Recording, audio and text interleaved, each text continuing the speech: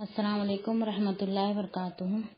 الحمدللہ رب العالمین، الصلاۃ والسلام علی سیدنا المرسلین وعلی آلہ اصحابہ اجمعین، اما بعد۔ تمام قسم کی تعریف، حمد و ثنا، کبریائی، بڑائی، بزرگی اللہ رب العزت کے لیے لائق و زیبا ہے۔ درود و سلام انبیاء کرام پر، خصوصاً نبی مکرم رحمۃ للعالمین امام الانبیاء محمد صلی اللہ علیہ وسلم پر۔ رب اشرح لی صدری ویسر لی امری واحلل عقدۃ من لسانی یفقہوا قولی۔ ربی زدنی علما، ربی زدنی علما، اللہم فقہنا فی الدین، اللہم فقہنا فی الدین۔ ہم دیکھیں گے آیت نمبر 186 سورہ آل عمران۔ بسم اللہ الرحمن الرحیم۔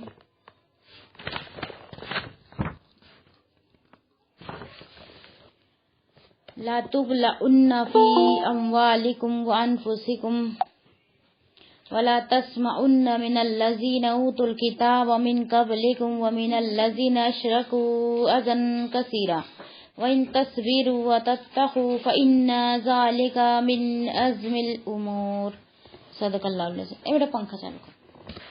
ترجمہ ہے، یقیناً تم اپنے مالوں اور اپنی جانوں میں ضرور آزمائے جاؤں گے، اور یقیناً تم ان لوگوں سے جنہیں تم سے پہلے کتاب دی گئی اور ان لوگوں سے جنہوں نے شرک کیا ضرور بہت سی ایذا سنو گے، اور اگر تم صبر کرو اور متقی بنو تو بلا شبہ یہ ہمت کے کاموں میں سے ہے۔ اب یہ اللہ تعالیٰ اس میں کیا فرما رہا ہے کہ ہم تمہیں ضرور آزمائیں گے۔ کون سی چیز سے آزمائیں گے؟ اے بیٹا یہاں سے چلے گا، بالکل نکل یہاں سے، نکل یہاں سے۔ کون سی چیزوں سے آزمایا جائے گا؟ سب سے پہلے مال سے، کیونکہ ہم کو بہت زیادہ وہ محبوب ہوتا ہے نا، تو سب سے پہلے مال سے اللہ تعالیٰ آزمائیں گا۔ پھر جان یعنی بیماریاں دے کر اللہ تعالیٰ ہمیں آزمائیں گا۔ ابھی اس کے بعد اللہ تعالیٰ یہاں پہ کیا فرما رہا ہے کہ یقیناً تم ان لوگوں سے جنہوں نے تم سے پہلے کتاب دی گئی اور ان لوگوں سے جنہوں نے شرک کیا ضرور وہ سے ایذا سنو گے، مطلب تکلیف دہ باتیں سنو گے، یعنی وہ تمہیں ضرور تکلیف پہنچاؤں گے اگر تم مومن ہیں اور تم شرک نہیں کرتے۔ اور اللہ تعالیٰ ایسی چیزوں سے بھی تمہیں آزمائیں گے کہ جن کو پہلے کتاب دی گئی تھی، یعنی کہ یہود اور نصارہ سے بھی تم کو تکلیف پہنچیں گی، تم کو اس پہ صبر کرنا ہے اور متقی بننا ہے۔ متقی یعنی پرہیزگار بننا ہے۔ یہ کیا ہے؟ سب سے زیادہ ہمت کے کاموں میں سے۔ صبر کرنا کوئی آسان بات نہیں ہے، لیکن اگر کسی نے کر لیا تو اس کے لیے کیا ہے؟ وہ بہت ہمت کا کام ہے صبر کرنا۔ اب یہ خطاب نبی صلی اللہ علیہ وسلم اور عام مسلمانوں سے ہے۔ اللہ تعالیٰ نبی صلی اللہ علیہ وسلم کو بھی کہہ رہا ہے اور عام مسلمانوں سے بھی اللہ تعالیٰ یہ کہہ رہا ہے کہ آئندہ بھی مال و جان میں تمہاری آزمائش ہوں گی، یعنی قیامت تک چلتی رہیں گی یہ جان اور مال کی آزمائش، اور تمہیں ہر قسم کی قربانیاں پیش کرنی ہوں گی اللہ کے سامنے، جب کہیں جا کر ہمارا ایمان ثابت ہوگا کہ ہم سچ میں مسلمان ہیں۔ صرف کلمہ پڑھ لینے سے، نماز پڑھ لینے سے، زکوٰۃ دے دینا، حج کر لینا ہے نا، حج اور عمرہ کر لینا اور روزہ رکھ لینا، صرف یہی اتنا ہی نہیں ہے مسلمان اور بھی بہت چیزیں مسلمان کے اندر پائی جاتی ہے، اور وہ سب چیزوں پر اس کو ایمان لانا ہے، مطلب وہ عمل کر کے بتانا ہے۔ اس کے بعد ان کو جو دین کی طرف سے جو تکلیف پہنچی اس پر اس کو برداشت کرنا ہے، تب جا کے اس کا ایمان جو ہے اللہ کے پاس قبول ہوگا۔ جیسے کہ مال کی کمی، کسی کے پاس اللہ تعالیٰ مال کی کمی دیتا ہے، کسی کے پاس زیادہ دیتا ہے، کسی کو اللہ تعالیٰ تندرستی دیتا ہے، کسی کو بیمار کر دیتا ہے، کسی کو اللہ تعالیٰ مال دے کر چھین لیتا ہے، کسی کو تندرستی دے کر بیمار کر دیتا ہے۔ تو یہ سب چیزوں پہ ناشکری نہیں کرنا ہے کہ مجھے اللہ تعالیٰ نے یہ بیماری دی اور اسے تو نہیں دی، وہ تو کتنا تندرست ہے اور میں بیمار ہوں، اللہ تعالیٰ کو کیا میج ملی تھی کیا؟ اس طریقے کی باتیں کیا ہوتی ہے؟ ناشکرانہ باتیں ہوتی ہیں۔ اور مال کے تعلق سے بھی ہم یہ کہتے ہیں کہ اللہ تعالیٰ نے اس کو کتنا نوازا ہے اور ہمیں کچھ بھی نہیں، کہ اللہ تعالیٰ کو ہم نہیں دکھے کہ ہم کو تھوڑا بہت دے دیتا تو کیا جاتا ہے نا۔ اس طریقے کی باتیں بھی کیا ہے؟ یہ ناشکرانہ باتیں ہیں۔ اہل کتاب اور مشرکین کی زبانوں سے تمہیں انتہائی دل آزار یعنی بہت زیادہ تکلیف دہ باتیں، جیسے تانے مارنا، برا بھلا کہنا ہے نا، یہ سب چیزیں ان کی زبانوں سے تم کو سننا پڑے گا اور سن کر صبر کرنا پڑے گا۔ اور بےہودہ گفتگو، بےہودہ باتیں جن کا کوئی مطلب نہیں ہوتا تھا، وہ بھی باتیں ان کے منہ سے نکلیں گی اور وہ تم پر جھوٹے الزامات بھی لگائیں گے، یہ بھی تم کو سن کر صبر کرنا ہوگا صرف اللہ رب العالمین کے لیے۔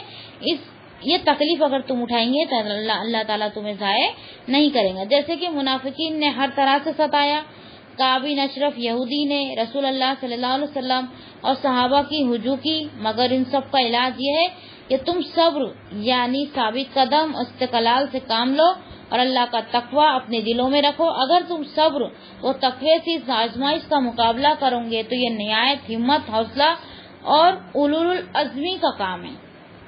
अब उलुल अज़्म किसको बोलते हैं? हमने देखे ना 5 नबी है उलुल अज़्म, तो क्यों उनको उलुल अज़्म कहा गया? क्योंकि उन्होंने बहुत ज्यादा सब्र किया, कौम ने उनको बहुत ज्यादा सताई, लेकिन वो अल्लाह के दीन से नहीं फिरे और उस पर वो सब्र किए, तो उनको कहते हैं उलुल अज़्म। अगर हम भी हमारा हौसला नहीं हारेंगे और सब्र से काम लेंगे तो हम भी उलुल अज़्म में आ जाएंगे। नबी में नहीं आएंगे लेकिन उलुल अज़्म में हम आ जाएंगे। आप सल्लल्लाहु अलैहि वसल्लम और सहाबा हमेशा सब्र और तकवे से काम लेते थे, अल्लाह से डरते हुए और सब्र करते हुए काम लेते थे। लतुबलउन्ना फी अम्वालिकुम व अनफुसिकुम, यानी मोमिन के अपने माल, जान, औलाद या अहल में जरूर आजमाइश होंगी। अहल में भी होंगी, माल में भी होंगी, औलाद में भी होंगी। औलाद भी बहुत बड़ी आजमाइश है इंसानों के लिए, माल भी बहुत बड़ी आजमाइश है। जब किसी को देने की बारी आती, अगर हमारा दोस्त है, हमसे वो बहुत मोहब्बत करता और हमें तोहफे भी देता, हमारी बहुत तारीफ करता, उसको अगर कुछ देना है तो हम दे देंगे। लेकिन कोई हमारा दुश्मन है, हमारा बुरा करता, हमारा बुरा चाहता, उसको देने के लिए हमारा हाथ रुक जाएगा। तो क्या हम हमारे लिए दे रहे? क्या हम तो अल्लाह के लिए दे रहे। ये भी अल्लाह का बंदा है, वो भी अल्लाह का बंदा है। हमको किसी से कोई गिला शिकवा नहीं। कोई हमारे साथ कितना भी कुछ भी कर ले, लेकिन हम उसके साथ सब्र करेंगे, दरगुजर से काम लेंगे और हमेशा अल्लाह से डरते हुए हमारी जिंदगी गुजारेंगे। जैसा कि अल्लाह ताला ने सूरह बकरा 155 से 157 में फरमाया, वला नबलुवन्नकुम शैइम मिनल खौफि वल जूइ व नक्सिम मिनल अम्वालि व अनफुसि वस्समरात वबश्शिरिस साबिरीन अल्लज़ीना इज़ा असाबतहुम मुसीबतुन क़ालू इन्ना लिल्लाहि व इन्ना इलैहि राजिऊन उलाइका अलैहिम सलवातुम मिर रब्बिहिम व रहमतुन व उलाइका हुमुल मुहतदून। सदक़ल्लाह। अब इस तर्जुमे पे जरा गौर करना कि अल्लाह ताला ने सूरह बकरा आयत नंबर 155 से 157 में क्या फरमा रहा है। और यकीनन हम तुम्हें खौफ, देखो कितनी चीजों से अल्लाह ताला आजमाता है। हम तुम्हें खौफ और भूख और मालों और जानों और फलों की कमी में से किसी न किसी चीज के साथ जरूर आजमाएंगे। एक साल में 2 बार आजमाइश होती है हमारी किसी न किसी चीज से, जो कि यहाँ पे जिक्र हो रही है। और सब्र करने वालों को खुशखबरी दे दे वो लोग के जब उन्हें कोई मुसीबत पहुंचती है तो वो कहते हैं बेशक हम अल्लाह के लिए हैं और बेशक हम उसी की तरफ लौटने वाले हैं। ये लोग हैं जिन पर उनके रब की तरफ से कई मेहरबानियां और बड़ी रहमत है और यही लोग हिदायत पाने वाले हैं। देखो अल्लाह ताला जब हमको बहुत सारी नेमतें दे देता ना, तो हमको याद नहीं होता कि हमको अल्लाह ताला ने कितनी नेमतों से नवाजा। लेकिन एक अल्लाह ताला तकलीफ पहुंचाता तो हम नाशुक्री करने लग जाते। तो ऐसा रवैया नहीं होना चाहिए, बल्कि हमको सब्र से और अल्लाह का शुक्र अदा करते हुए हमारी जिंदगी को गुजारना है। और एक बात ये आयत में मैं आपको बताऊंगी, जो मैंने अभी सूरह बकरा की 155 से 157 में मैंने पढ़ी, उसमें एक आयत है कि आयत का टुकड़ा है वो, इन्ना लिल्लाहि व इन्ना इलैहि राजिऊन। ये कब पढ़ी जाती है? जब कोई फौत हो जाता है, जब पढ़ी जाती है ना। हमारे यहाँ एक आम रिवाज बन गया है कि जब कोई फौत होता है ना, तो बस ये कलमात हम पढ़ते हैं। पढ़ सकते हैं, कोई बात नहीं, पढ़ने की चाहिए। लेकिन ये और भी बहुत जगह पढ़ी जाती है। जैसा कि कोई मुसीबत पहुंचे, कोई सदमा हो, किसी के बारे में हम सुने कि एक्सीडेंट हो गया, कोई बच्चा गिर गया, किसी का सर फूट गया, कहीं बिजली चले गई, कहीं पानी नल नहीं आया हमारे यहाँ, तो ये सब चीजों पर भी ये कलिमात को पढ़ना चाहिए। एक मौलाना के बयान में मैंने सुनी, उन्होंने कहा कि एक बार बोले मेरे दोस्त ने मुझे कहा कि मेरे दोस्त का एक्सीडेंट हुआ, तो मैंने ये कलिमात पढ़े, इन्ना लिल्लाहि व इन्ना इलैहि राजिऊन। उसने कहा अरे वो फौत थोड़ी हुआ, वो तो उसका तो सिर्फ एक्सीडेंट हुआ है। तो क्या फौत होंगे जब ये कलिमात पढ़ेंगे? ये कलिमात कब पढ़ने के? जब मुसीबत पहुंचती है, जब भी छोटी मुसीबत रहे बड़ी मुसीबत रहे, इन कलिमात को पढ़ना चाहिए। जैसा कि मैंने अभी आपको गिनाई, नल अगर नहीं आ रहा है तो भी मुसीबत की बात है। देखो अभी गर्मी चालू हो गई, अभी नल नहीं आएगा, کبھی آئیں گا کبھی نہیں آئیں گا، تو ایک مصیبت والی بات ہے وہ. تو جب بھی ہم پڑھ سکتے ہیں، لائن چلے گی اچانک سے تو بھی پڑھ سکتے ہیں، کبھی ہماری کام والی نہیں آئی تو بھی ہم پڑھ سکتے ہیں. ان سب معاملات میں ہم اس کو پڑھ سکتے ہیں. کسی کا ایکسیڈنٹ ہو گیا، کوئی بچہ گر گیا، سر پھٹ گیا، کچھ بھی ہو، یا ہم بھی گرتے گرتے بچ گئے تو بھی ہم، یا گر گئے تو بھی ہم اس چیز، ہماری کتاب نہیں مل رہی ہے، ہماری کوئی چیز نہیں مل رہی ہے نا. اکثر کیا ہوتا ہے، گیس جلانے جاتے ہیں تو ماچس نہیں ملتی ہے. ابھی تو الحمدللہ لائٹر کا ہے، لائٹر بھی کبھی کبھی نہیں ملتا ہے. ٹھکانے رکھو تو ٹھیک ہے، نہیں تو پھر وہ ملتا نہیں ہے. تو ایسی چیزوں پر یہ کلمات پڑھے جاتے ہیں. ٹھیک ہے، یہ کوئی رواج نہیں ہے، یہ کوئی خاص مخصوص نہیں کیا گیا کہ کوئی مر جائے گا تو ہی ہم اس کی کلمات کو پڑھیں گے. ٹھیک ہے. اور آگے ہے، اب آگے کیا ہے، یہی آیت کا آگے کا ٹکڑا ہے، وَلَا تَسْمَعُنَّ مِنَ الَّذِينَ أُوتُوا الْكِتَابَ مِنْ قَبْلِكُمْ وَمِنَ الَّذِينَ أَشْرَكُوا أَذًى كَثِيرًا عَزْمِ الْأُمُورِ. یہ اللہ تعالیٰ نے اس وقت فرمایا تھا جب مومن مدینہ میں آئے اور ابھی تک واقعہ بدر پیش نہیں آیا تھا، تو اللہ تعالیٰ نے انہیں مشرکوں اور اہل کتاب کی طرف سے پہنچنے والی ایذا کے بارے میں تسلی دیتے ہوئے فرمایا ہے کہ تم اہل کتاب سے بہت سی تکلیف دہ باتوں کو سنو گے، تم پر آوازیں کسے جائیں گے، تمہارا مذاق اڑایا جائے گا، تمہیں تانے دیے جائیں گے اور تم کو برا بھلا کہا جائے گا. تمہیں ان سب باتوں کے لیے تیار رہنا چاہیے. اس کا مطلب کیا ہوا؟ اللہ تعالیٰ مومن کو، جیسا کہ نبی صلی اللہ علیہ وسلم اور صحابہ کرام کو اللہ تعالیٰ یہ فرما رہا ہے، کب مدینہ ہجرت کر کے آ گئے تھے لیکن ابھی بدر کا مقام نہیں ہوا، مطلب جنگ نہیں ہوئی تھی، کوئی بھی جنگ نہیں ہوئی تھی. جب اللہ تعالیٰ ان کو تسلی دے رہا ہے کہ یہ سب چیزیں اب تم کو پیش ہونے والی ہے، سب چیزوں پہ تم کو صبر کرنا ہے. تو جب ہم بھی اگر دین لے کے ہم جب اٹھے، لوگوں تک پہنچائے، تو کیا ہم کو تکلیف نہیں ہوں گی؟ کوئی ہم کو جھڑک دے گا، کوئی ہمارا فون نہیں اٹھائے گا، اور بھی بہت ساری تکلیفیں ہم کو پہنچیں گی، ہے نا. تو ان سب پہ ہم کو کیا کرنا ہے؟ صبر کرنا ہے.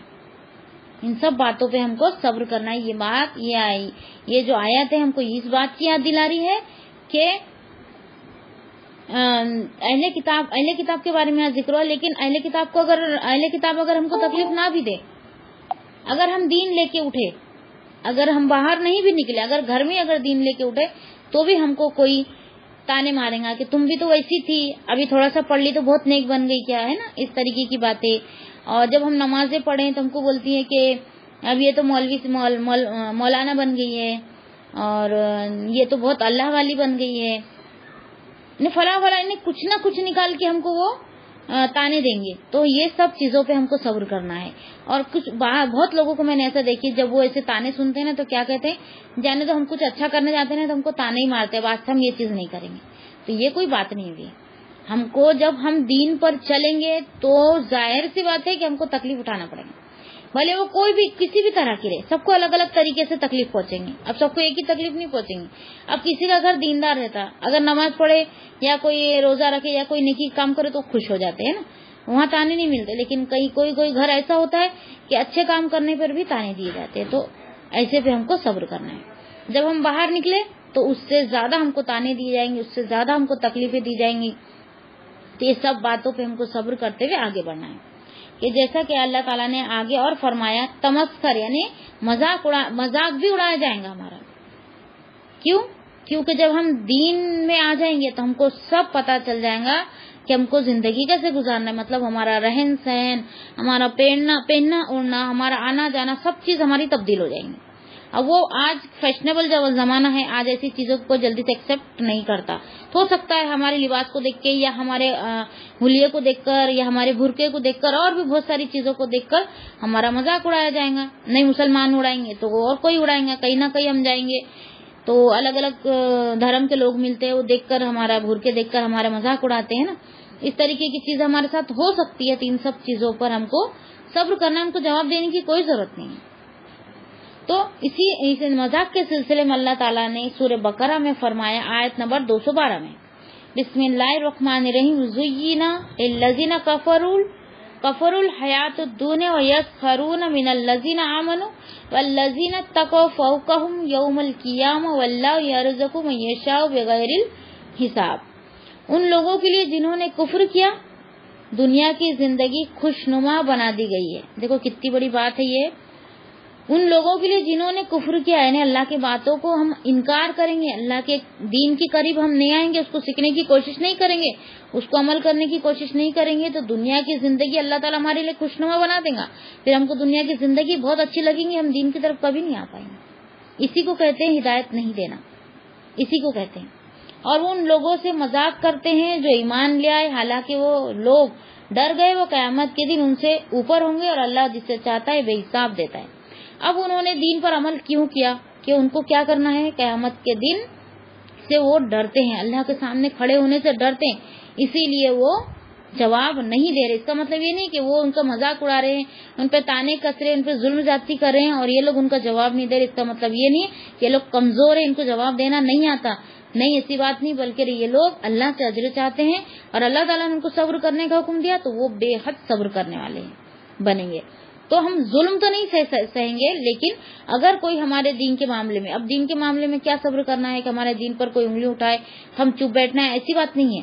جیسا کہ ہمارے پہننے ہونے پہ کوئی مذاق اڑایا جا رہا ہے، ہم اگر کسی کو سمجھا رہے تو ہمارے بات کو لے کے مذاق اڑایا جا رہا ہے. ہمارے پچھلی اگر اب ہم پیدا ماں پیٹ سے تو کوئی نیک بن کے پیدا نہیں ہوئے نا، پہلے ہم بہت سے گناہ کر چکے، لیکن اللہ تعالیٰ نے ہم کو ہدایت دی، ہم سیدھی راہ پر آئے. جب ہم سیدھی راہ پر آئے تو وہ کیا کرتے، ہمارے پچھلے ٹائم کے جو گناہ وہ گناتے، اس کو لے کے تانے مارتے تھے. یہ سب باتوں پہ ہم کو صبر کرنا ہے. ٹھیک ہے، یہ بات ہے صبر کرنے والی. پھر اور اللہ تعالیٰ نے آگے سورہ انعام میں فرمایا، سورہ انعام آیت نمبر 53 میں، بسم اللہ الرحمن الرحیم، وَكَذَلِكَ فَتَّنَّا بَعْضَهُمْ بِبَعْضٍ لِيَقُولُوا أَهَٰؤُلَاءِ مَنَّ اللَّهُ عَلَيْهِم مِّن بَيْنِنَا أَلَيْسَ اللَّهُ بِأَعْلَمَ بِالشَّاكِرِينَ. صدق اللہ العظیم. اور اسی طرح ہم نے ان میں سے بعض کی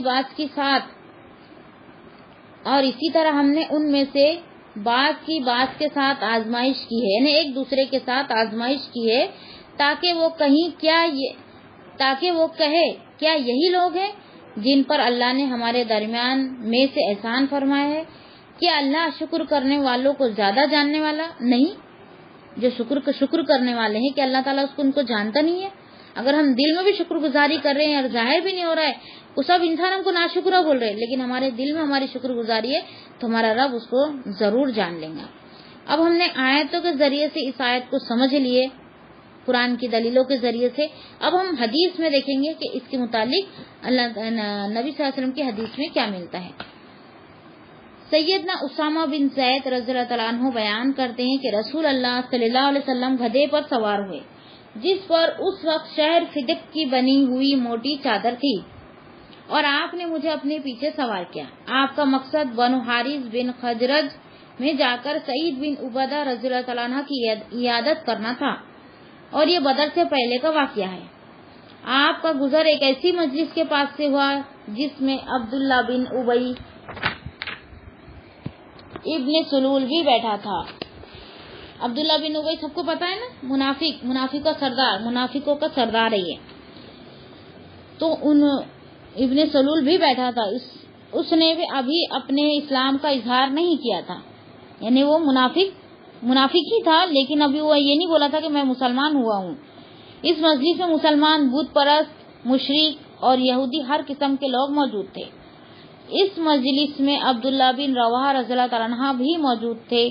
جب جانور کے چلنے کی آواز سے گرد و غبار مجلس والوں پر پڑا تو عبداللہ بن ابی نے اپنی ناک کو اپنی چادر سے چھپاتے ہوئے کہا کہ ہم پر گرد نہ اڑاؤ. رسول اللہ صلی اللہ علیہ وسلم نے انہیں سلام کہا اور آپ کچھ دیر کے لیے وہاں رک گئے.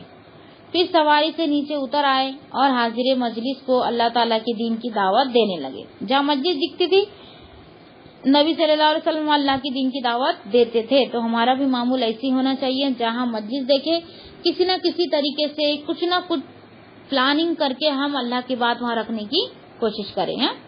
اور قرآن مجید بھی پڑھ کر سنایا. عبداللہ بن ابی کہنے لگا، اے شخص، جو کلام آپ نے پڑھ کر سنایا ہے اس سے عمدہ کوئی کلام نہیں ہو سکتا. اگر یہ کلام بہت اچھا ہے مگر پھر بھی ہماری مجلسوں میں آ کر ہمیں ایذا نہ دیا کرو، یعنی ہمیں تکلیف نہ دیا کرو. کتنا بد وقت ہے وہ کہ قرآن سننے سے اس کو تکلیف ہو رہی ہے.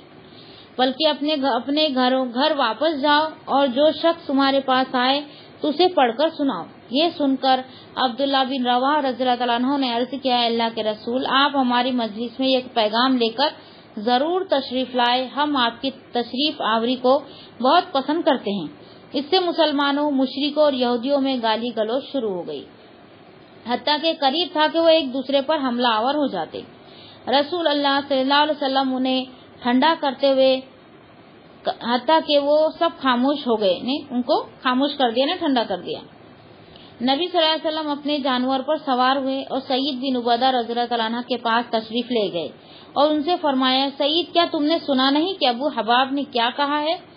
آپ کا اشارہ عبداللہ بن ابی کی طرف تھا اور فرمایا، اس نے فلاں فلاں بات کہی ہے۔ سعید رضی اللہ تعالیٰ عنہ نے عرض کی، اے اللہ کے رسول، آپ اسے معاف کر دے اور درگزر فرمائے۔ اس ذات کی قسم جس نے آپ پر کتاب کو نازل فرمایا ہے، اس شہر والوں نے یہ پروگرام بنایا تھا کہ وہ اسے تاج پہنائے اور اپنا سربراہ بنا لے۔ کن لوگوں نے تاج پہنانے کا کیا تھا؟ یہ ہم سیرت میں پڑھ چکے ہیں۔ اوس اور خزرج دو مدینہ میں رہنے والے انصار کے قبیلوں کے نام ہے نا، اوس اور خزرج۔ تو یہ عبداللہ بن ابی ہے نا، تو یہ مدینہ میں سردار بننے والا تھا، اس کے سر پہ تاج پڑنے والا تھا، وہ پردھان منتری بنتے نا ویسے بننے والا تھا وہ۔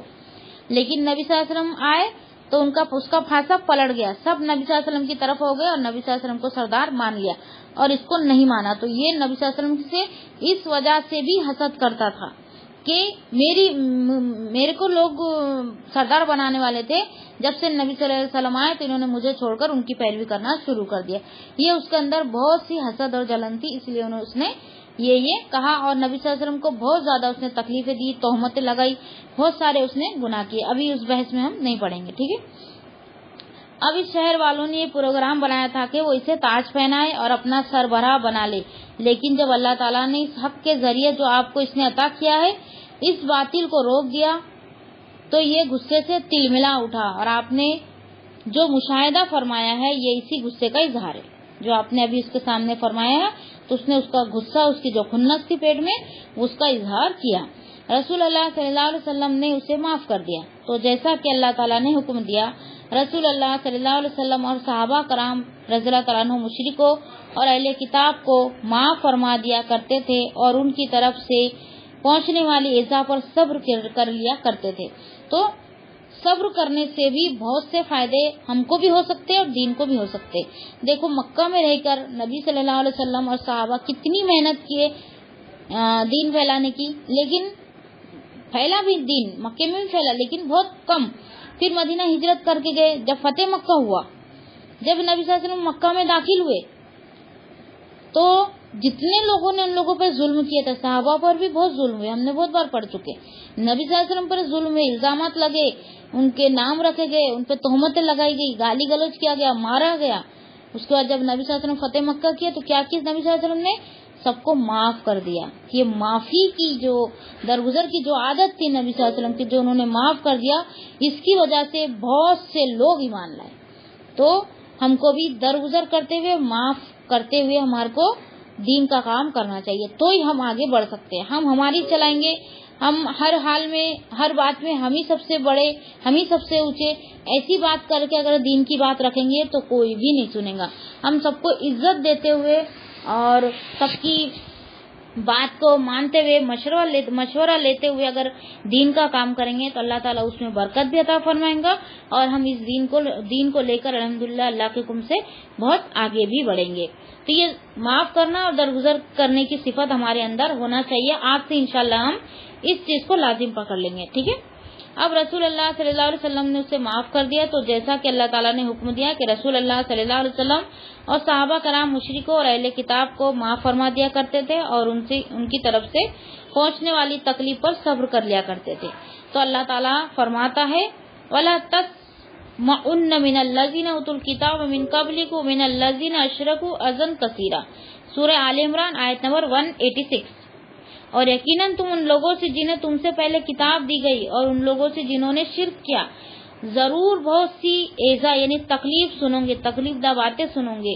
تو اللہ تعالیٰ فرماتا ہے سورہ بقرہ آیت نمبر 109 میں وَدَّا كَثِيرٌ من اہل الکتاب لو یردونکم من بعد ایمانکم کفارا حسدا من عند انفسہم من بعد ما تبین لہم الحق فاعفوا واصفحوا حتی یأتی اللہ بامرہ. بہت سے اہل کتاب چاہتے ہیں کہ کاش وہ تمہیں تمہارے ایمان کے بعد پھر کافر بنا دے اپنے دلوں کی حسد کی وجہ سے، اس کے بعد کہ ان کے لیے حق خوب واضح ہو چکا. سو تم معاف کرو اور درگزر کرو یہاں تک کہ اللہ اپنا حکم لے آئے، جیسا کہ اللہ تعالیٰ کا حکم تھا کہ نبی صلی اللہ علیہ وسلم کفار کو ہمیشہ معاف کر دیا کرتے تھے، حتیٰ کہ اللہ تعالیٰ نے ان کے بارے میں جہاد کا حکم نازل فرما دیا. جہاں جہاد کا حکم آیا تو ہی وہ لوگ اللہ کے حکم کے مطابق تلوار لے کے اٹھے لڑنے کے لیے. جب تک نہیں لڑے اتنی ان کو تکلیفیں دی گئی، لیکن انہوں نے اپنی ذات کے لیے کبھی نہیں لڑے، نہ نبی صلی اللہ علیہ وسلم نے نہ ہی صحابہ کرام نے. جب جنگ کا حکم آئے جب ہی انہوں نے تلوار اپنے ہاتھ میں اٹھائی. کتنی تکلیفیں پڑی ہے ہسٹری میں. اگر ہم دیکھیں گے صحابہ کی سیرت اگر ہم پڑھیں گے تو ان کو اتنی تکلیفیں دی جاتی تھی کہ ہم کو اگر کوئی بول بھی دینا کہ میں دیکھو یہ تکلیف دے سکتا تو ہم کو اتنا غصہ آ جائے کہ ہم اس کا کیا سے کیا کر دیں. لیکن وہ خود پریکٹیکل اپنے جسم پر تکلیفیں سہے اور برداشت کرے، اور صبر کرنے کا حکم تھا تو پوری ثابت قدمی سے انہوں نے صبر کیا.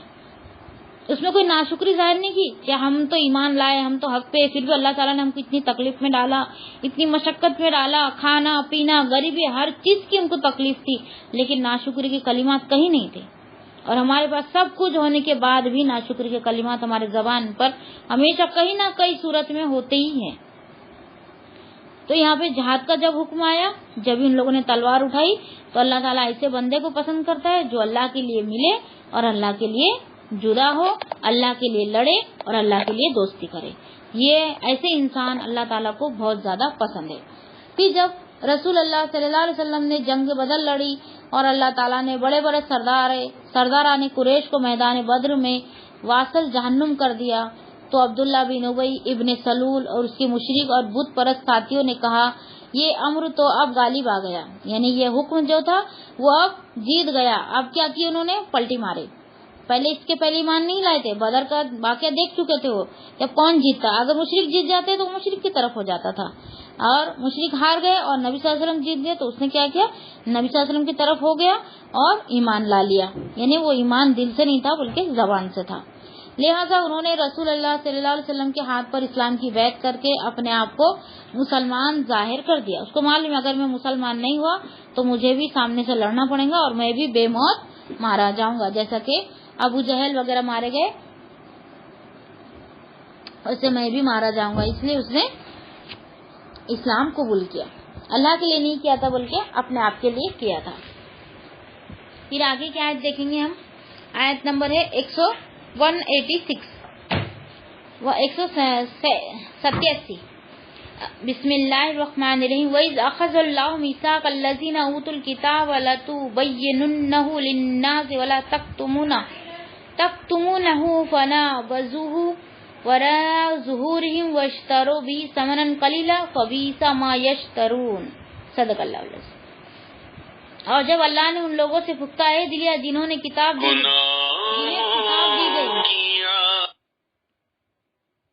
اور جب اللہ نے ان لوگوں سے پختہ عہد لیا جنہیں کتاب دی گئی کہ تم ہر صورت اسے لوگوں کے لیے صاف صاف بیان کرو گے اور اسے نہیں چھپاؤ گے، تو انہوں نے اسے اپنی پیٹوں کے پیچھے پھینک دیا اور اس کے بدلے تھوڑی قیمت لے لی. سو برا ہے جو وہ خرید رہے ہیں. اس میں اہل کتاب کو توجہ دی جا رہی ہے کہ ان سے اللہ نے یہ عہد دیا تھا کہ کتاب الہی یعنی کہ تورات اور انجیل میں جو باتیں درج ہیں اور آخری نبی کی جو صفات یعنی کہ پیشین گویا موجود ہے انہیں لوگوں کے سامنے بیان کرے اور انہیں چھپائیں گے نہیں. وہ چھپانے کا حکم نہیں دیا گیا ان کو بلکہ ظاہر کرنے کا حکم دیا. لیکن ان لوگوں نے دنیا کے تھوڑے سے فائدے کے لیے اللہ کے اس عہد کو پسے پش ڈال دیا، مطلب پیٹ کے پیچھے ڈال دیا. قیامت والے دن ایسے لوگوں کو جہنم کی آگ کی لگام پہنائی جائیں گی جو دین کی باتوں کو چھپائیں گا اور لوگوں تک نہیں پہنچائیں گا. یہ بھی بات اس میں آتی ہے.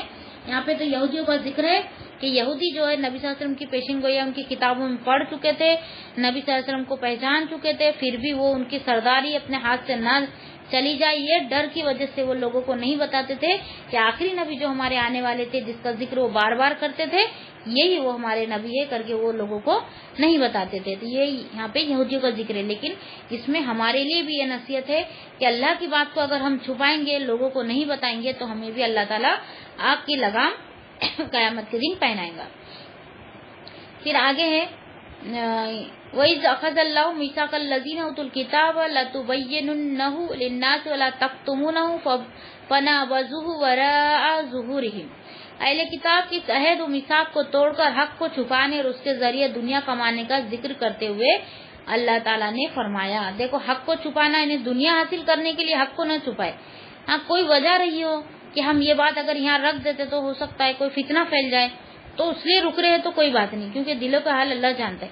لیکن اگر ہم ہماری خواہشات کے لیے، مطلب ہم کو تکلیف نہ ہو، ہماری نیند کا وقت ہے، ہمارے کھانے کا ہے، اور بھی بہت سارے وقت ہے، ہم بہت مصروف رہتے ہیں، ہم یہ چیز نہیں کر سکتے، ہم وہ نہیں کر سکتے، یہ سب چیزوں کے لیے اگر ہم دین کو، حق کو چھپائیں گے تو ہمارا بھی وہی حال ہوگا جو کہ یہودی اور نصارہ کا ہوا ہے۔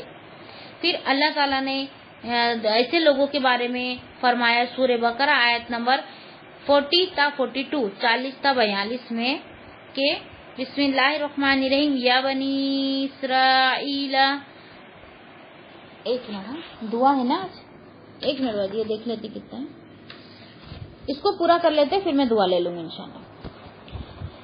بسم اللہ الرحمن الرحیم یا بنی اسرائیل اذکروا نعمتی التی انعمت علیکم واوفی بعہدکم وایای فارہبون وآمنوا بما انزلت مصدقا لما معکم ولا تکونوا اول کافر بہ ولا تشتروا بآیاتی ثمنا قلیلا وایای فاتقون ولا تلبسوا الحق بالباطل وتکتموا الحق وانتم تعلمون۔ اے بنی اسرائیل میری نعمت یاد کرو جو میں نے تم پر انعام کی، اور تم میرا عہد پورا کرو، میں تمہارا عہد پورا کروں گا، اور صرف مجھی سے پس ڈرو، اور اس پر ایمان لاؤ جو میں نے اتارا ہے، اور اس کی تصدیق کرنے والا ہے جو تمہارے پاس ہے، اور تم سب سے پہلے اس سے کفر کرنے والے نہ بنو، اور میری آیات کے بدلے تھوڑی قیمت مت لو، اور صرف مجھی سے ڈرو، اور حق کو باطل کے ساتھ خلط ملط نہ کرو اور نہ حق کو چھپاؤ جبکہ تم جانتے ہو۔ ابن عباس، مروان نے اپنے دربار سے کہا کہ اے رافع ابن عباس رضی اللہ تعالیٰ عنہ کے پاس جاؤ اور ان سے یہ دریافت کرو کہ اگر ہر شخص کو اس وجہ سے عذاب دیا جائے کہ وہ اپنے کام میں خوش ہوتا ہے جو اس نے نہیں کیا، وہ چاہتا ہے کہ اس پر اس کی تعریف کی جائے، تو پھر کیا ہم سب کو عذاب دیا جائے گا؟ سیدنا عبداللہ بن عباس رضی اللہ تعالیٰ عنہ نے فرمایا کہ اس آیت سے تمہارا مسلمانوں کا کیا تعلق؟ یہ تو اہل کتاب کے بارے میں نازل ہوئی تھی۔ نبی اکرم صلی اللہ علیہ وسلم نے یہود کو بلایا اور ان سے کسی چیز کے بارے میں پوچھا تو انہوں نے اسے آپ سے چھپایا اور اس کے بجائے کچھ اور بتا دیا، اور پھر بھی اس بات کے خواہش مند رہے کہ رسول اللہ صلی اللہ علیہ وسلم کے سوال کے جواب میں جو کچھ انہوں نے بتایا ہے اس پر ان کی تعریف کی جائے، اور ادھر اصل حقیقت کو چھپا کر بھی بڑے خوش تھے۔ یعنی ان کو جو نبی صلی اللہ علیہ وسلم بلا کر ان کو جو سوالات پوچھتے تھے اس کا وہ جواب کیا کرتے تھے، ٹھیک جواب نہیں دیتے تھے اور بات کو چھپا دیتے تھے، اور کیا سمجھتے تھے کہ ان کی کیا سوچتے تھے، اور خوش ہوتے تھے اور وہ سوچتے تھے کہ ہماری تعریف کی جائے۔ دیکھو یہ تو یہود کے بارے میں، پھر بھی میں اپنے تعلق سے میں بتا رہی ہوں کہ جب ہم دین کا کام کرے اور کبھی ہم نے بہت محنت کر کے بہت اچھا درس تیار کرے تو کبھی دل میں یہ خواہش مت کرنا کہ میری تعریف ہو، نہیں تو تمہارا کیا کرائے پورا ضائع ہو جائیں گے، تمہارے لیے بھی باتیں اور میرے لیے بھی باتیں۔ اور کسی سے کبھی پوچھنا بھی نہیں کہ کیسا تھا، اتنا بھی نہیں پوچھنا۔ اگر وہ تعریف کر دے ہمارے دل میں وہ بات کھٹک جائے کہ ہماری تعریف ہو رہی ہے کر کے، اور دوسرے بار ہم جب تیاری کریں تو ہم یہ سوچیں کہ پچھلی بار ہماری تعریف ہوئی تھی، آج ہماری اور زیادہ تعریف ہو اور زیادہ ہم محنت کریں، یہ سب چیزیں کیا ہو جائیں گی، تمہاری اپنی دنیا میں ضائع ہو جائیں گی۔ تو کبھی یہ دل میں نہیں سوچنا کہ ہم یہ اچھے سے درس کریں گے تو ہماری اچھی تعریف ہوں گی، یا ایسا کریں گے تو یہ خوش ہو جائیں گا، وہ ایسا کروں گی تو بعد میں یہ تعریف کریں گے، یا اور بھی بہت کچھ. یہ سب چیزیں ہمارے دماغ میں نہیں ہونا چاہیے. ہم کو صرف اس لیے تیاری کرنا ہے کہ ہم سیکھ رہے ہیں کہ اللہ کی بات لوگوں تک کیسی پہنچائی جائے. تو اس کا ہم پریکٹیکل ایک محنت کر کے پریکٹیکل بننا چاہ رہے ہیں کہ اگر ہم کو کبھی اللہ تعالیٰ موقع دے تو بھی ہم بھی اللہ کا دین کو لوگوں تک پہنچائیں گے، اللہ تعالیٰ ہم کو سکھا دیں گا. تو یہ نیت سے ہم اس آیت کی تیاری کریں، اور بالکل بھی ہمارے دماغ میں یہ نہ رکھے کہ ہماری کوئی تعریف بھی کرے. ہم کو تعریف کس سے لینا ہے؟ اللہ رب العالمین سے. دیکھو ہم کبھی یہ بھی ایک چھوٹی سی سوچ ہے یہ ہماری کہ دنیا میں ہماری تعریف ہو، بلکہ ہماری سوچ ایک دم اونچی ہونا چاہیے. کیسی؟ کہ دنیا کی مخلوق کے سامنے ہماری تعریف نہ بھی ہو تو کوئی وہ اگر دنیا کی مجلس میں اگر ہماری تعریف نہیں بھی ہوئی تو کوئی بات نہیں، لیکن آسمانی مخلوق جو اس کے سامنے ہماری تعریف ہو، اس کی ہم خواہش مند ہونا چاہیے. جب نیکی کا کام کرتے ہیں، اللہ کو رضا کرنے والے کام کرتے ہیں اور دین کو ایسے پھیلاتے ہیں جیسے اللہ تعالیٰ نے حکم دیا، تو اللہ تعالیٰ فرشتوں کی مجلس میں ہماری تعریف کرتے، دیکھو یہ میرا بندہ ہے. تو وہ تعریف کے ہم محتاج ہوں، وہ تعریف کے ہم خواہش مند ہو. یہ دنیاوی مخلوق کے سامنے ہماری تعریف ہو یا نہ ہو، ہم کو کوئی فرق نہیں پڑنا چاہیے. ٹھیک ہے. پھر آگے ہے، نبی اکرم صلی اللہ علیہ وسلم نے یہود کو بلایا اور ان سے کسی چیز کے بارے میں پوچھا تو انہوں نے اسے آپ سے چھپایا اور اس کے بجائے کچھ اور بتا دیا.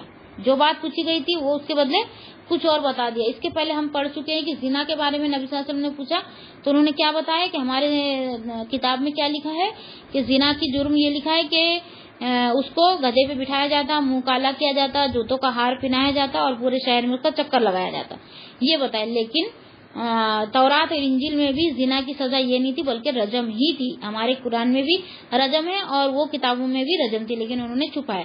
پھر عبداللہ بن سلام یہ بھی یہودی تھے لیکن ایمان لے آئے، یہ بہت بڑے صحابی کہلائے بعد میں. تو انہوں نے پھر سچ بات نبی صلی اللہ علیہ وسلم کو بتایا. تو اس سے پتا چلا کہ ان لوگ کیا کرتے تھے، حق بات نہیں بتاتے، اس کو چھپا کے اور کچھ کا کچھ بتا دیتے تھے اور اپنے دل میں خوش بھی ہوتے تھے اور اپنی تعریف سننے کے خواہش مند ہوتے تھے. تو یہ چیزیں ہمارے اندر بھی بہت لوگوں کے اندر ہوتی ہے الحمدللہ. ہمارے اندر تو ابھی نہیں ہے. ہماری جتنی بھی ہماری جو گروپ ہے الحمدللہ بہت ماشاءاللہ بہت اخلاقی ہے، بہت ہی اچھا ہے، محنتی بھی ہے اور ریگولر آنے والا بھی ہے ماشاءاللہ. لیکن پھر بھی ہم اپنے آپ کی اصلاح کرتے رہے، ہو سکتا ہے شیطان ہم کو بہکائے اور ہم پھسل جائے، تو اس لیے ہم ہماری اصلاح ہمیشہ کرتی رہنا چاہیے. پھر سیدنا ابن عباس نے اس آیت کی تلاوت فرمائی جو کہ ابھی ہم نے کی. پھر سے میں آیت کی تلاوت رکھ دیتی ہوں. وَإِذَا أَخَذَ اللَّهُ مِيثَاقَ الَّذِينَ أُوتُوا الْكِتَابَ لِتُبَيِّنُنَّهُ لِلنَّاسِ وَلَا تَكْتُمُونَهُ وَنَبَذُوهُ وَرَاءَ ظُهُورِهِمْ وَاشْتَرَوْا بِهِ ثَمَنًا قَلِيلًا وَبِئْسَ مَا يَشْتَرُونَ. لا يحسبن الذين يفرحون بما آتوا ويحبون أن يحمدوا بما لم يفعلوا. اس آیت میں عام مسلمان علماء کو بھی یہ ہدایت دی گئی کہ وہ حق بات کو جانتے بوجھتے چھپانے کے جرم کا ارتکاب نہ کرے. جو بات ہم کو معلوم ہے تو وہ ہم چھپائے نہ بلکہ بتا دے. سیدنا ابو ہریرہ رضی اللہ تعالیٰ عنہ بیان کرتے ہیں کہ رسول اللہ صلی اللہ علیہ وسلم نے فرمایا جس سے علم کے بارے میں پوچھا گیا اور اس نے اسے چھپایا تو اسے قیامت کے دن جہنم کی آگ کی لگام پہنائی جائیں گی. اب ہم کیا سوچتے ہیں کہ ہم تو کسی سے نہیں چھپاتے، ہم کو تو جہاں تک ہم کو پتا ہوتا ہے ہم بتا ہی دیتے ہیں نا، ایسی ہم باتیں کرتے ہیں. لیکن چھپانے کا مطلب اور بھی بہت کچھ ہوتا ہے. جیسا کہ کسی نے ہم سے سوال پوچھا اور ہم نے اس کو ٹال دیے، جواب نہیں دیے، ہے نا، کیونکہ ہم کو معلوم ہے کہ اس کو جواب دینا ہے تو ہم کو پڑھنا پڑے گا پھر جواب دینا پڑے گا یا کسی سے پوچھ کر جواب دینا پڑے گا. تو یہ ہم کو بہت گرا گزرتا ہے، ہم کو بہت مشکل ہوتی ہے. تو یہ بھی کیا ہوگا، یہ بھی دین کو چھپانا ہوگا، علم کو چھپانا ہوگا. کسی نے ہم کو کوئی بات پوچھ لی اور ہم نے اس کو یہ کہہ دیا کہ میں ابھی بہت بزی ہوں، اس سے وقت لے لے، ہے نا، لیکن اس کو ٹالے نا. تھوڑا سا وقت، ہاں بزی ہے سکتے ہم، ایسی نہیں بات ہے، بزی ہو سکتے ہیں ہم، لیکن اس سے کچھ ٹائم لے لے اور اسے ضرور وہ بات کا علم دے دے.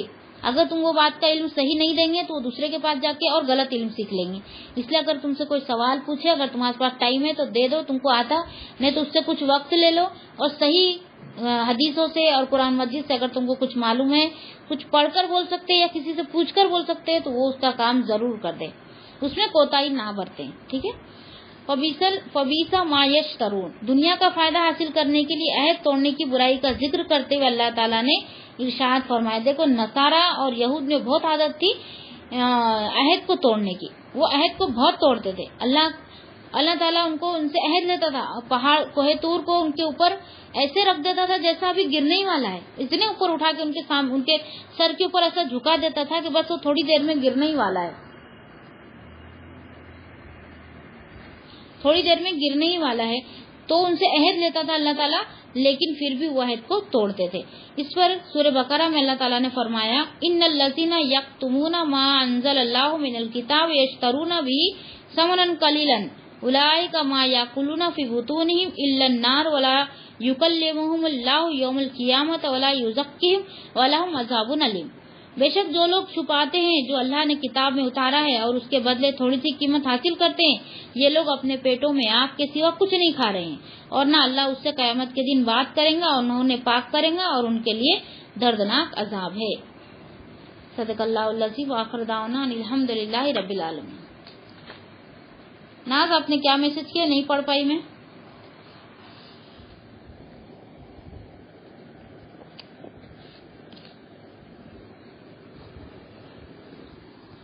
دعا کے لیے بولے. ہاں دعا نا، مجھے یاد تھا دعا کا، لیکن اب وہ قائد پوری ہو جاتی تھی اس لیے میں رک گئی تھی. سبحانک اللہم و تبارک اسمک و تعالی جدک ولا الہ غیرک. اللہم صلی علی محمد وعلی آل محمد کما صلیت علی ابراہیم وعلی آل ابراہیم انک حمید مجید.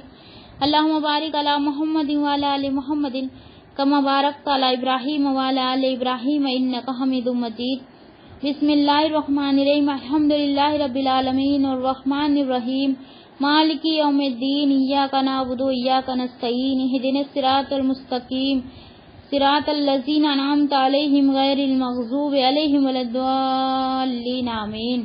لا یکلف اللہ نفسا الا وسعها لها ما کسبت وعلیہا ما اکتسبت. ربنا لا تؤاخذنا ان نسینا واخطأنا ربنا ولا تحمل علينا إصرا كما حملت على الذين من قبلنا ربنا ولا تحملنا ما لا طاقة لنا به واعف عنا واغفر لنا وارحمنا أنت مولانا فانصرنا على القوم الكافرين.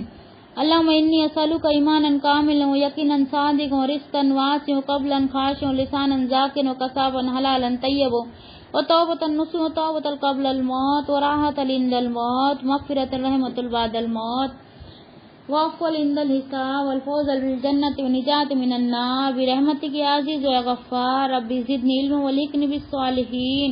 اللهم إني أعوذ بك من الشك والشرك والشقاق والنفاق والسوء الأخلاق والسوء المنظر والمنقلب في المال والأهل والولد. اللهم إني أسألك رزاق الجنة وأعوذ بك من سخطك والنار. اللهم إني أعوذ بك من فتنة القبر وأعوذ بك من فتنة المحيا والممات. أعوذ بالله أن أكون من الجاهلين. ربنا لا تزغ قلوبنا بعد إذ هديتنا وهب لنا من لدنك رحمة إنك أنت الوهاب. ربنا افرغ علينا صبرا وتوفنا مسلمين. ربنا اغفر للوالدي وللمؤمنين يوم يقوم الحساب. رب اشرح لي صدري ويسر لي امري. ربي زدني علما ربي زدني علما. ربي اني مسني الضر وانت ارحم الراحمين. لا اله الا انت سبحانك اني كنت من الظالمين. ربي اغفر وارحم وانت خير الراحمين. ربنا هب لنا من ازواجنا وذرياتنا قرة عين واجعلنا للمتقين اماما.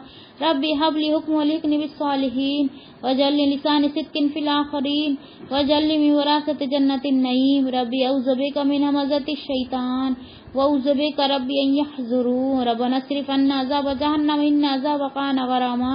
ربنا آتنا في الدنيا حسنة وفي الآخرة حسنة وقنا عذاب النار وقنا عذاب القبر وقنا عذاب الحشر وقنا عذاب الصراط. یا عزیز یا غفار. ربی زدنی علما. اللہ تمام تعریفیں ساری حمد و ثنا آپ ہی کے لیے ہیں، آپ کا کوئی شریک نہیں. اے اللہ ہم عاجز بندے ہیں، تیری پاکی بیان کرتے ہیں، تجھی سے مدد چاہتے ہیں. اے اللہ ہمارے صغیرہ اور کبیرہ گناہوں کو معاف فرما. اے اللہ ہم سے درگزر کا معاملہ عطا فرما. فکر سے، غم سے، سستی سے، بزدلی سے بچا. اے اللہ تمام مسلمانوں کی مغفرت فرما اور اسلام کی حفاظت فرما.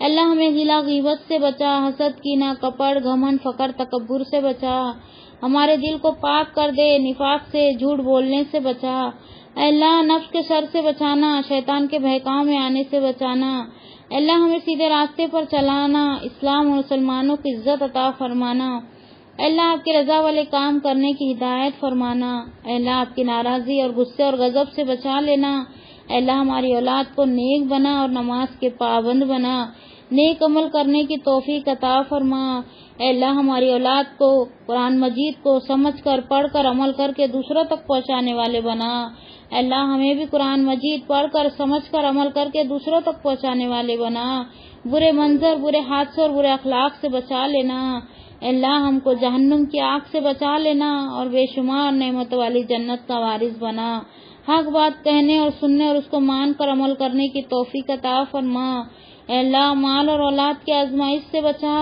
اللہ ہمارے ظاہر اور باطن کو ایک کر دے، اللہ تمام مومن مرد اور عورتوں کو بخش دے، تو بڑا ہی مہربان اور بخشنے والا ہے، اللہ جو قرض دار ہے ان کی قرض کی ادائیگی کرا دے، جو بے اولاد ہے ان کو اولاد عطا کر، اللہ جو بیمار ہے ان کو شفا عطا فرما، اچھے عمل، اچھے اخلاق اور گناہوں سے بچنے کی توفیق عطا فرما، اللہ قبر کے عذابات اور اندھیرے سے بچا لینا، منکر نکیر کے سوالات سے ہماری مدد فرمانا، دجال کے فتنے سے بچا لینا، اللہ موت کی سختی کے وقت ہماری مدد فرمانا، ہماری تکلیفوں کو دور فرمانا، اللہ سکرات کے وقت ہماری زبان پر کلمہ جاری کر دینا، لا علاج بیماری سے بچا لینا، اللہ مرتے دم تک ایمان پر قائم رکھنا، اللہ ہمارے نام اعمال سیدھے ہاتھ میں دینا، مرنے سے پہلے سچی توبہ نصیب فرمانا، آخرت کی تیاری کی فکر کرنے والے بنا دینا، اللہ قیامت کی گرمی اور جہنم کی آگ سے بچا لینا، اللہ اپنے عرش کے سائے میں جگہ نصیب فرمانا، آپ کا دیدار نصیب فرمانا، آپ کا دیدار نصیب فرمانا، آپ کا دیدار نصیب فرمانا، اللہ محمد صلی اللہ علیہ وسلم کے ہاتھوں سے جام کوثر نصیب فرمانا، ہمارا حساب آسان کر دینا، اللہ ایسے عمل کرا دینا جو آپ کے دربار میں قبول ہو، اللہ دکھاوے اور ریاکاری والے عمل سے بچا لینا، شرک اور بدعت سے بچانا، صرف آپ کی رضامندی والے کام کرنے کی ہدایت نصیب فرمانا، اللہ دنیا اور آخرت میں بھلائی عطا کر اور دونوں جہاں کی رسوائی سے بچا، اللہ ہمارے دلوں میں صبر اور شکر ڈال دے اور ہماری زبان کو ہمیشہ تیرا ذکر اور شکر کرنے والی بنا، اور ایسا دل جو تجھ سے ڈر کر کام کرنے والا ہو، اللہ ہم کو گنہگار لوگوں میں شامل نہ کرنا، ہمیں تو نیکوکاروں میں شامل کر دے، اللہ ہمیں بخش دے، ہم پر رحم فرما، ہمیں ہدایت نصیب فرما، ہمیں حلال روزی نصیب فرما، ہمیں ہر بیماری، ہر مصیبت، ہر آنے والی بلاؤں سے محفوظ رکھنا، لا علاج بیماریوں سے بچا لینا، اللہ یہ میں اس کتاب قرآن میں میری زبان جو پڑھتی ہے اس میں مجھے تفکر اور تدبر اور اس کی سمجھ عطا فرما اور اس کے معنی اور عجبات کی پہچان کروا، اور جب تک میں زندہ رہوں اس کے مطابق عمل کروں، بے شک تو ہر چیز پر قدرت رکھنے والا ہے، اللہ مانوس کر دے میری وحشت کو میرے قبر میں، اللہ قرآن کی وجہ سے مجھ پر رحم کر اور اس کو میرے لیے امام اور نور اور ہدایت اور رحمت کا ذریعہ بنا، اللہ جو کچھ میں بھول جاؤں مجھے یاد کروا دینا، وہ کچھ مجھے سکھا دے جو مجھے معلوم نہیں، اور مجھے توفیق دے کہ میں تیرے دن کی گھڑیوں میں اور رات کی گھڑیوں میں اس کی تلاوت کروں اور اس کو میرے لیے دلیل بنا دے، اللہ میری پیشانی تیرے قابو میں ہے، میرے حق میں تیرا حکم جاری ہے، تیرا فیصلہ میرے بارے میں انصاف کے ساتھ ہے، میں تجھ سے سوال کرتی ہوں تیرے ہر اس نام کے واسطے سے جو تو نے اپنے لیے پسند کیا، یا اپنی کتاب میں تو نے اتارا، یا اپنی مخلوق میں سے کسی کو سکھایا، یا اپنے علم غیب میں تو نے اس کو اختیار کر رکھا ہے، اس بات کو کہ تو قرآن مجید کو میرے دل کی بہار اور میری آنکھوں کا نور بنا دے، اور دور کر رنج و غم کو، میری فکر اور پریشانیوں کو دور کرنے کا ذریعہ بنا دے، اللہ تو ہم کو اپنا ایسا خوف عطا فرما جو ہمارے درمیان اور ہمارے گناہوں کے درمیان حائل ہو جائے، اور ایسی عطاعت عنایت فرما جو ہم کو تیری جنت میں پہنچا دے، اور ایسا یقین جس سے تو ہماری دنیا کی مصیبتوں کو آسان کر دے، جب تک تو ہم کو زندہ رکھے تو ہمارے کانوں، آنکھوں اور قوتوں سے ہم کو فائدہ پہنچا، اور ہر ایک کو ہمارا وارث بنا، اور ہمارا انتقام ہمارے ظالموں پر مقرر فرما، اور ہمارے دشمنوں پر ہماری مدد فرما، اور ہمارے دین میں مصیبت نہ ڈال، اور ہمارے لیے بڑے غم کی چیز نہ بنا، اور نہ ہی دنیا کو ہمارے لیے انتہائی علم کا ذریعہ بنا، اور نہ ایسے شخص کو ہم پر مسلط فرما جو ہمارے حال پر رحم نہ کرے۔ اللہ میرا سینہ کھول دے اور میرا کام آسان کر دے، اور میری زبان کی گرہ کو کھول دے تاکہ میری بات لوگوں کی سمجھ میں آ سکے۔ ہمارے علم میں اضافہ فرما، ہمیں دین کی گہری سمجھ بوجھ عطا فرما۔ اللہ میں تجھ سے نفع دینے والا علم، قبول ہونے والا عمل اور پاکیزہ رزق کا سوال کرتی ہوں۔ اللہ جو تو نے ہمیں سکھایا اس کے ساتھ نفع دے، اور ہمیں وہ سکھا جو ہمیں نفع دے، اور ہمارے علم میں اضافہ کر۔ اللہ میں پناہ مانگتی ہوں اس علم سے جو نفع نہ دے، اس دل سے جو نہ ڈرے، اس نفس سے جو سیر نہ ہو، اور اس دعا سے جو قبول نہ ہو۔ اللہ ہم تیری پاکی بیان کرتے ہیں، تیری تعریف کرتے ہیں، اور اس بات کی شہادت دیتے ہیں کہ تو ہی معبود ہے، اور تجھی سے بخشش مانگتے ہیں اور تیری طرف لوٹ کر آتے ہیں۔ اللہم صلی علی محمد وعلی آل محمد کما صلیت علی ابراہیم وعلی آل ابراہیم انک حمید مجید۔ اللہم بارک علی محمد وعلی آل محمد کما بارکت علی ابراہیم وعلی آل ابراہیم انک حمید مجید۔ سبحان ربک رب العزت عما یصفون، السلام علی المرسلین، الحمد للہ رب العالمین۔ سبحانک اللہم وبحمدک، اشہد ان لا الہ الا انت، استغفرک واتوب الیک۔ بسم اللہ الرحمن الرحیم۔ والعصر ان الانسان لفی خسر الا الذین آمنوا وعملوا الصالحات وتواصوا بالحق وتواصوا بالصبر۔ السلام علیکم ورحمۃ اللہ وبرکاتہ۔